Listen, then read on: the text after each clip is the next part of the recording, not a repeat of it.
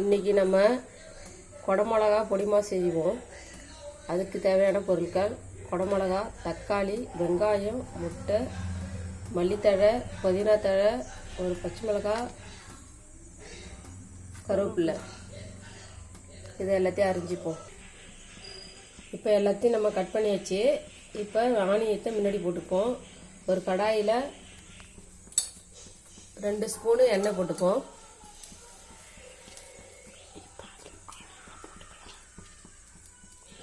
ரெண்டு ஸ்பூன் எண்ணெய் ஊற்றியாச்சு. இப்போ ஆனியன் போட்டுப்போம்.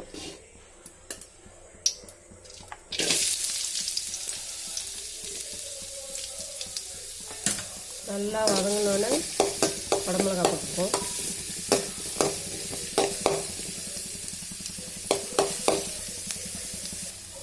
இப்போ நம்ம குடமிளகா சேர்த்துக்கலாம். வெங்காயம் அதிகம் காய்ச்சி இது வதங்கினோன்னே தக்காளி போட்டுப்போம்.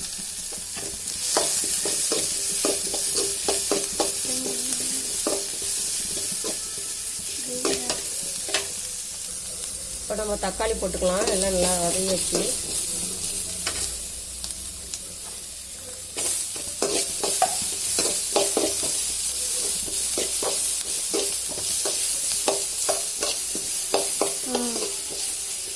புதினா போட்டுக்கலாம்.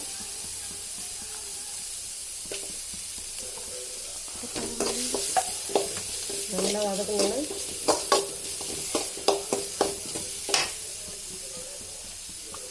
உப்பு தேவையான அளவுக்கு,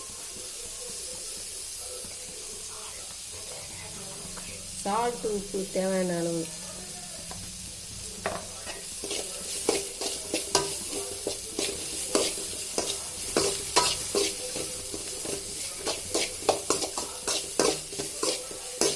இப்போ கொஞ்சமாக நம்ம மசாலா போட்டுக்கலாம். கையில் எடுத்து போடணும். மிளகாய் தூள் 1 ஸ்பூன். இப்போ நம்ம கரம் மசாலா கொஞ்சம் போட்டுக்கலாம். 1 ஸ்பூன்.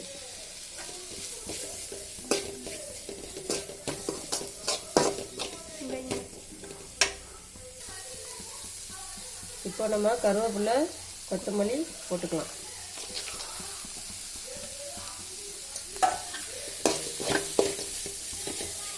கொஞ்சம் நான் வதங்கினான முட்டையை உடச்சி ஊற்றிக்கலாம்.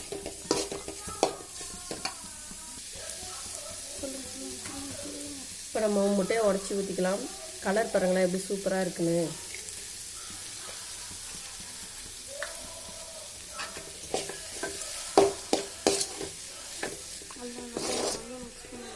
நல்லா மிக்ஸ் பண்ணி விட்டுருங்க. அப்படி சிம்மிலே வச்சுக்கோங்க.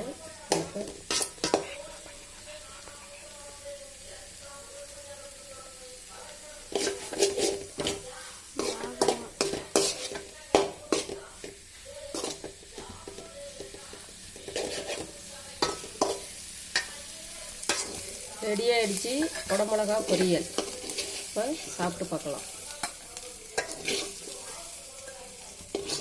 தடா!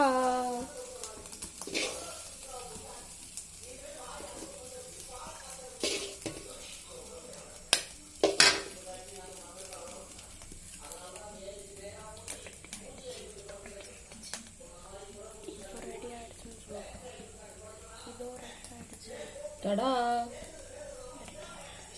ரெடி ஆயிடுச்சு. ரெடி ஆயிடுச்சு நம்மளோட முட்டை பொரியல்.